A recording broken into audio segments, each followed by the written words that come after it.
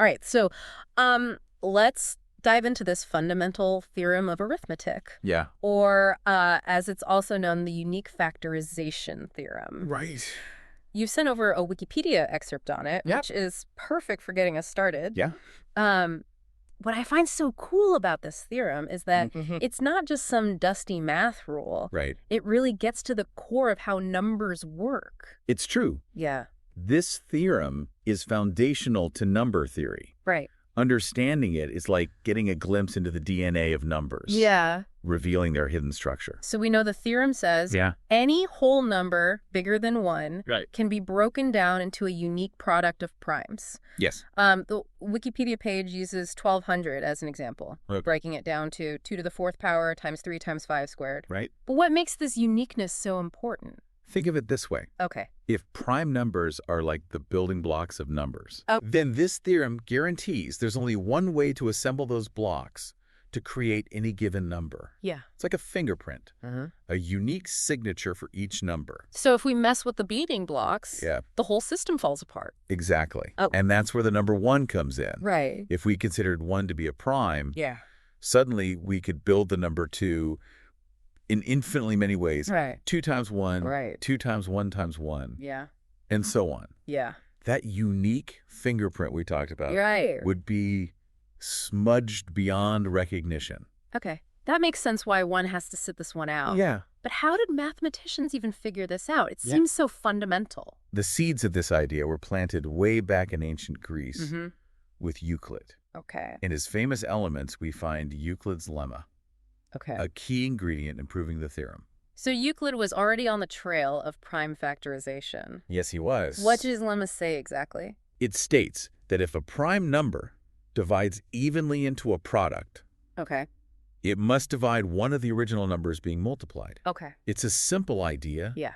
but incredibly powerful. I'm guessing this lemma comes up big time when proving the fundamental theorem. Absolutely. Right. Euclid essentially showed us that prime factorization was possible, Okay. but it was Kamal al-Din al-Farisi, Okay. centuries later, Uh-huh. who nailed down the uniqueness part. Wow. It's amazing how these mathematical discoveries build upon each other across time. It really shows you how math is a collaborative effort, Yeah. even across centuries. It is. But let's be honest. Okay. This all seems pretty abstract. Sure. How does knowing about unique prime factorization actually help us do anything?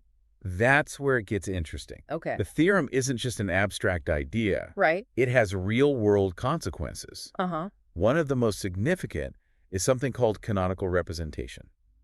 Okay. Bring that down for me. Sure. What's so special about canonical representation? Imagine you need a universal language for numbers. Okay. Canonical representation gives us that. Right. It's a standard way to write any positive integer based on its prime factors. Okay. It's like having a standardized blueprint for every number in existence. So it's not just about breaking numbers down. Right. It's about having a consistent way to write them out based on their prime factors. Exactly. That sounds incredibly useful. It is. It Yeah. simplifies all sorts of calculations. Okay, like what? For example, if you want to find the greatest common divisor Mm-hmm. or the least common multiple of two numbers, Right. their canonical representations make the process a breeze. So prime factorization is like a secret weapon for number crunching. It is. But I bet it gets complicated when we're dealing with massive numbers, right? You're right. Yeah. Factoring large numbers can be computationally challenging, Right. which ironically makes it incredibly valuable in fields like cryptography.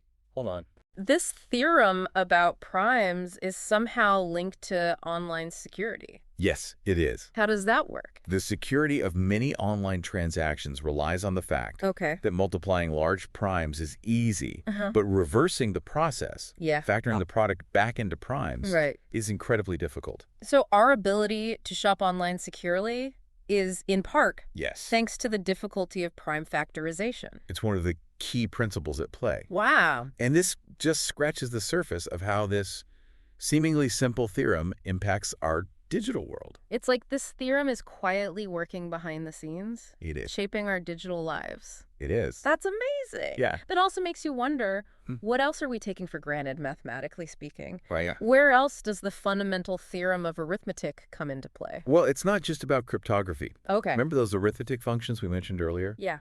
Many of them rely on prime factorization to understand how they behave. So prime factorization isn't just a standalone idea. No. It ripples outward. Yes, it does. Affecting other areas of math. Exactly. It's woven into the fabric of number theory.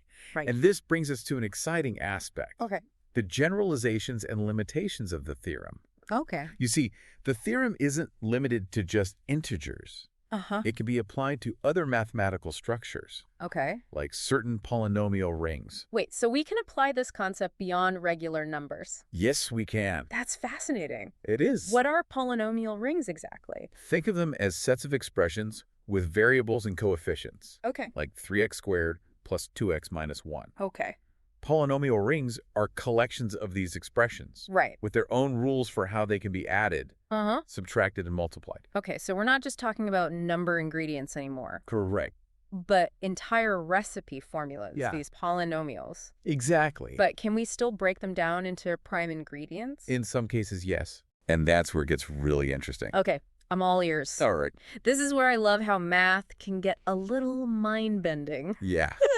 The proof of the fundamental theorem of arithmetic Yeah. is quite elegant. Okay. There are actually multiple ways to prove it, Uh-huh. each with its own insights, Right. but they all boil down to two main parts. Okay. Proving that prime factorization exists, Right. and then proving its uniqueness. So first we have to show that every number can be built from primes. Yeah, And then we need to prove there's only one way to do it. that's right. It sounds like a two-part puzzle. That's a great analogy. Okay. The existence part Uh-huh. often relies on a technique called proof by contradiction. Okay. We start by assuming Yeah. there's a number greater than 1 Right. that can't be expressed as a product of primes. Okay. Then we use logic to show that this assumption leads to a contradiction, Okay. meaning our initial assumption must be false. It's like saying, okay, let's pretend for a second that this theorem is wrong. Yeah, What happens? Right. And then everything falls apart, exactly. which proves the theorem must be right. Yes, It's like a mathematical domino effect. precisely. Yeah. It's a classic strategy in mathematics. Right. Proving something true by showing its opposite is impossible. Right. But the real magic lies in how we prove uniqueness. Okay. This part often relies on Euclid's lemma, Yeah. that handy tool we talked about earlier. Okay, so we're bringing Euclid back into the picture. We are. How does his lemma help us prove that each number has only one prime fingerprint? Let's say we have a number Okay. that can be factored in two different ways. Okay. Euclid's lemma tells us Yeah. that if a prime number from one factorization divides the original number, Okay. it must also divide a prime number in the other factorization. So it's like these two separate prime factorizations are Yeah. secretly connected because they share some common divisors. Exactly. Okay. And Uh-huh. we're dealing with prime numbers, Right. the ultimate building blocks. Yeah. A prime number can only be divided by one in itself. Right. So this shared divisor Yeah. must actually be one of the primes themselves. Okay. If we follow this logic all the way through, Yeah. we discover that all the primes in one factorization Uh-huh. have to be present in the other factorization, Okay. meaning they are essentially the same. It's like two seemingly different jigsaw puzzles. Yeah.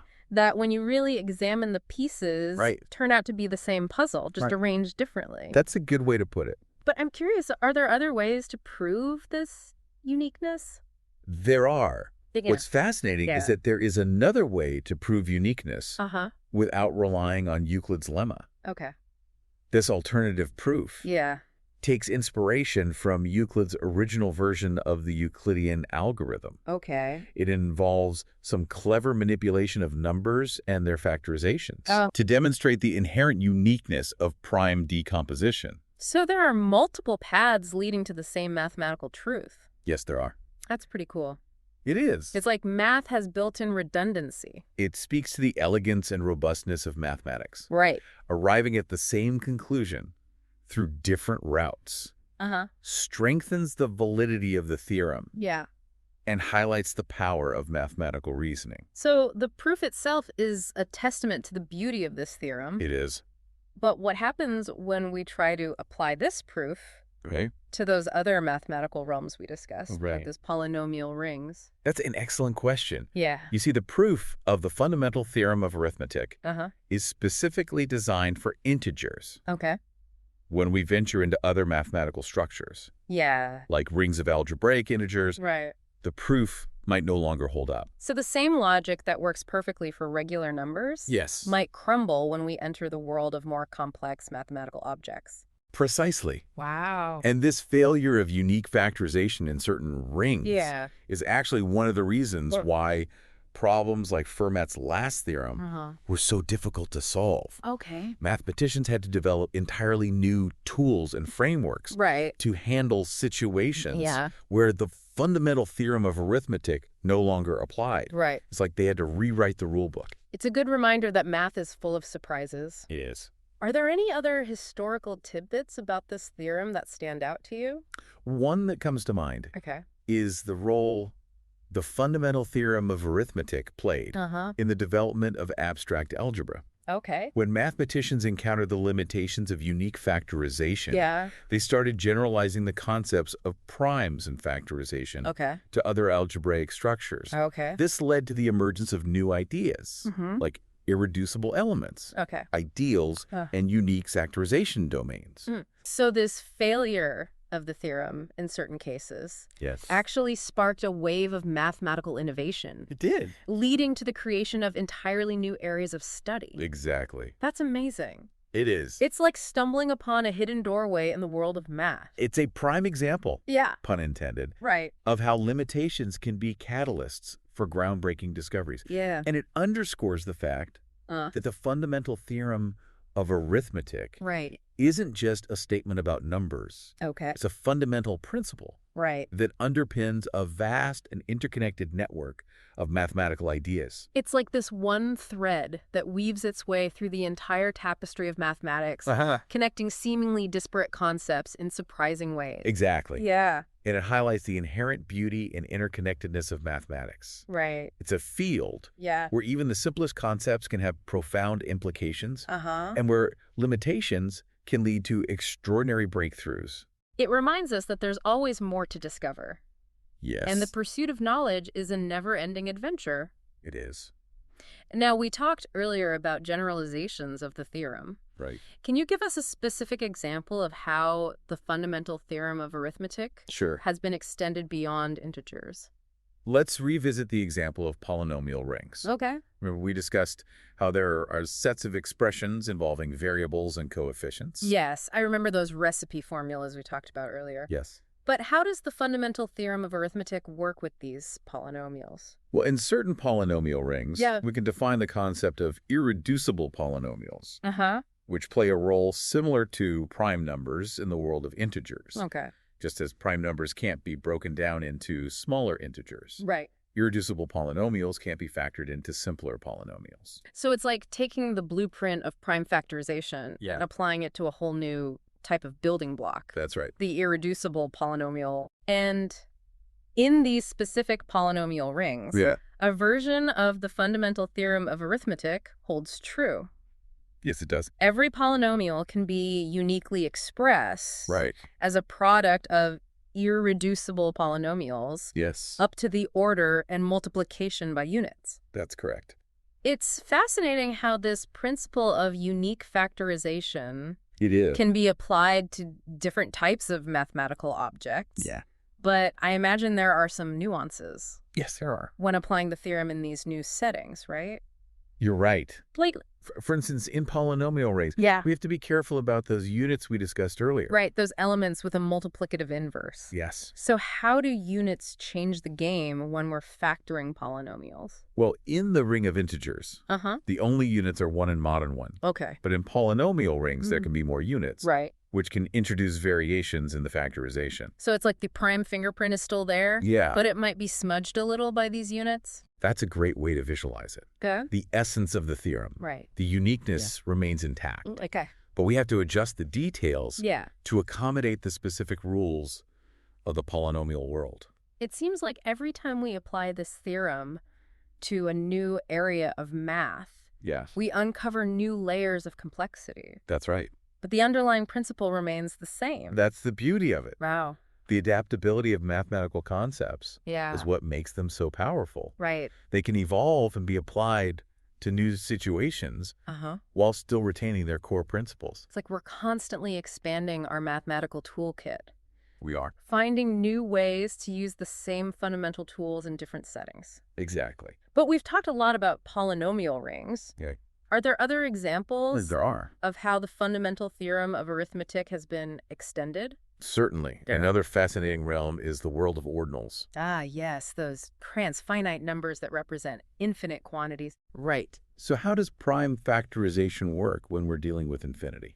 Essentially, Yeah. there's a version of the fundamental theorem of arithmetic Uh-huh. that applies to ordinals, Okay. but with some additional conditions to ensure uniqueness. Okay. We introduce the concept of prime ordinals, Right. which are ordinals that cannot be expressed as the product of smaller ordinals. So we're extending the concept of primality Yes, to encompass infinite quantities. precisely. Okay. And with these prime ordinals, Yeah. we can factor other ordinals into unique products, Okay. much like we do with integers. Right. But as I mentioned, Right. there are some additional conditions needed Yeah. to ensure uniqueness. Okay. For instance, we need to specify the order Uh-huh. in which the prime ordinals appear in the factorization. Why does the order of the factors matter Good question. when dealing with infinite quantities? In the finite world, Yeah. we can rearrange the prime factors Okay. without affecting the product. Right. But when dealing with infinite products, Yeah. the order matters significantly. Okay. The way the prime ordinals are arranged Uh-huh. can change the overall value of the ordinal. So we have to be much more precise Yes, we do. when applying prime factorization in this infinite setting. Absolutely. Okay. The fact that a version of the theorem holds true for ordinals Uh-huh. further demonstrates the far-reaching implications Right. of the fundamental theorem of arithmetic. Yeah. It shows that the underlying principle of unique factorization Okay. transcends the boundaries of finite counting Right. and extends to the realm of infinite quantities. It's incredible how an idea It is. that's rooted in the concrete world of numbers Yeah. can be generalized to encompass these vast and abstract mathematical structures. It truly speaks to the power of abstraction in mathematics. Yeah. We can take a concept grounded in simple objects like integers Uh-huh. and extend it to vastly different mathematical realms. And this generalization often leads to a deeper understanding does. of the underlying mathematical principles. Exactly. But you mentioned earlier the connection between the fundamental theorem of arithmetic Right. and something called Mobius monoids. I did. Can you elaborate on that connection? Certainly, as we discussed. Sure. A Mobius monoid Uh, is a specific type of mathematical structure okay. with unique properties related to divisibility and factorization. Oh, okay. And what's fascinating Yeah. is that any commutative Mobius monoid Okay. actually satisfies a unique factorization theorem. So we're talking about a whole new class of mathematical objects We are, that yes. exhibit this unique factorization behavior. Precisely. And the fundamental theorem of arithmetic we've been discussing Yeah. is a special case of this broader unique factorization theorem. Is Is for commutative Mobius monoids. Yes. So our familiar theorem about prime numbers Right. is just one instance of a broader mathematical principle that applies to a wider range of structures. That's right. It's like discovering that a familiar tool Yeah. is actually part of a much larger toolkit. That's a great way to put it. And it's a testament to the interconnectedness of mathematics. It is. Ideas that we develop while studying specific objects Right. can often be generalized to encompass a wider class of objects, Exactly. revealing deeper mathematical truths. That's right. It's like we're constantly zooming out Yeah. and seeing the bigger picture, Uh-huh. recognizing that seemingly isolated concepts Right. are actually part of a much larger and more intricate mathematical tapestry. And that ability to abstract and generalize Yeah. is one of the most powerful tools in mathematics. Right. Yeah. It allows us to move beyond specific examples Uh-huh. and uncover the fundamental principles Mm-hmm. that govern the entire mathematical universe. It's been an incredible journey, It has. starting with prime numbers Yeah. and ending up in the world of abstract algebra, Ah. infinite ordinals, and now Mobius monoids. And who knows what else is out there? Who knew that one simple theorem I know, right? could lead to so many incredible discoveries? And this is just the tip of the iceberg. All right. There's still so much more to explore and understand in the world of mathematics. Speaking of exploring, Yeah, we've discussed the theoretical beauty right. of the fundamental theorem of arithmetic and its various extensions. Yes. But how about its real-world applications? Sure. Let's dive into that in our next segment. Sounds good. We've explored the ins and outs of this theorem. We have. From its historical roots to its surprising applications Yeah. in cryptography and beyond. That's right. But let's bring this back to you, our listener. Okay. Why should all this matter to someone Right. who might not be a mathematician or a computer scientist? That's a great question. Yeah. I think the fundamental theorem of arithmetic, for all its abstractness, Right. showcases the elegance of simplicity and order in the universe. Yep. It reveals that even in the seemingly chaotic world of numbers, there's an underlying structure, Yeah. a fundamental principle governing how things work. It's like discovering a hidden pattern in what seemed like random noise. Yeah. Realizing there's logic, a reason behind the apparent chaos. Right. Is that what you're getting at? Precisely. This idea of finding order in chaos, Right. of breaking down complex things into their most basic parts, Yeah. transcends mathematics. It's relevant in art, music, science, Wow. even in how we navigate our daily lives. So we're talking about finding the essence of things. We are. Those fundamental building blocks that make up the world around us. Yes. And the fundamental theorem of arithmetic, Huh. in a way, provides a glimpse into that underlying structure, Yeah. showing us how even complex numbers Right. can be reduced to their prime factors, Yeah. their essential ingredients. It's a lot like understanding a recipe. Okay. Knowing the ingredients allows you to appreciate the flavors of a dish. Oh, right. Similarly, understanding the prime factorization of a number allows you to appreciate its mathematical properties and how it connects to other numbers. Okay. It's about deepening our understanding of the world, seeing the interconnectedness of things, Right. and appreciating the beauty of simplicity and order. It's like gaining a new lens through which to view the world. Yeah, A mathematical lens that reveals hidden patterns and connections. that's right. That's pretty powerful. It is.